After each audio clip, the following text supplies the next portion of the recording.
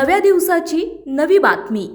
जिल्हा परिषद गट आणि पंचायत समिती गणाच्या 2026च्या निवडणुकींचा निकाल सोमवारी दिनांक 9 फेब्रुवारी रोजी जाहीर होताच थेऊर तालुका हवेली परिसरात राष्ट्रवादी काँग्रेसने निर्विवाद वर्चस्व सिद्ध करत भाजपला मोठा धक्का दिलाय।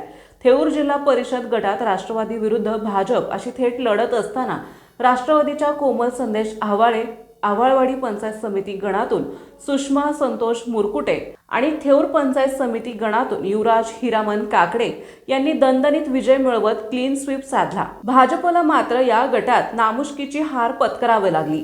जिल्हा परिषद आणि पंचायत समिती निवडणुकीची रणधुमाळी सुरू असतानाच 28 जानेवारी रोजी बारामती येथे प्रचारासाठी येत असताना उपमुख्यमंत्री अजितदादा पवार यांचा दुर्दैवी विमान अपघातात मृत्यू झाल्याची घटना घडली होती। या घटनेनंतर पक्षश्रेष्ठींनी सर्व सभा रद्द करत उमेदवारांना केवळ घराघरा जाऊन प्रचार करण्याचे निर्देश दिले होते। मोठ्या सभांशिवाय केवळ होम टू होम प्रचारावर ही निवडणूक लढवली गेली।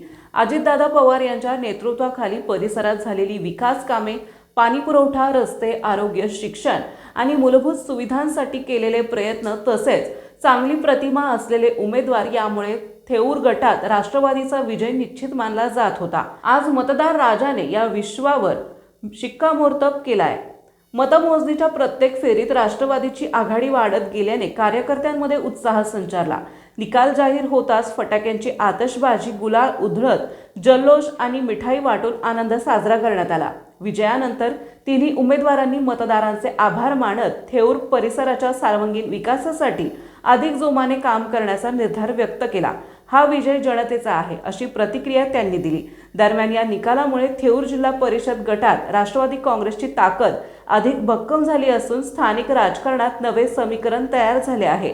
दुसरीकडे भाजपला या गटात पूर्णतः भुईसपाट व्हावे लागल्याने विरोधी गोटात निराशेचे वातावरण पसरले आहे।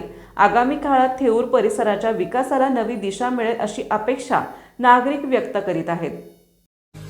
आपल्या परिसरातील महत्त्वाच्या बातम्या पाहण्यासाठी आजच नवप्रभात न्यूज चॅनलला YouTube वर सबस्क्राइब करा आणि बेल आयकॉन प्रेस करा।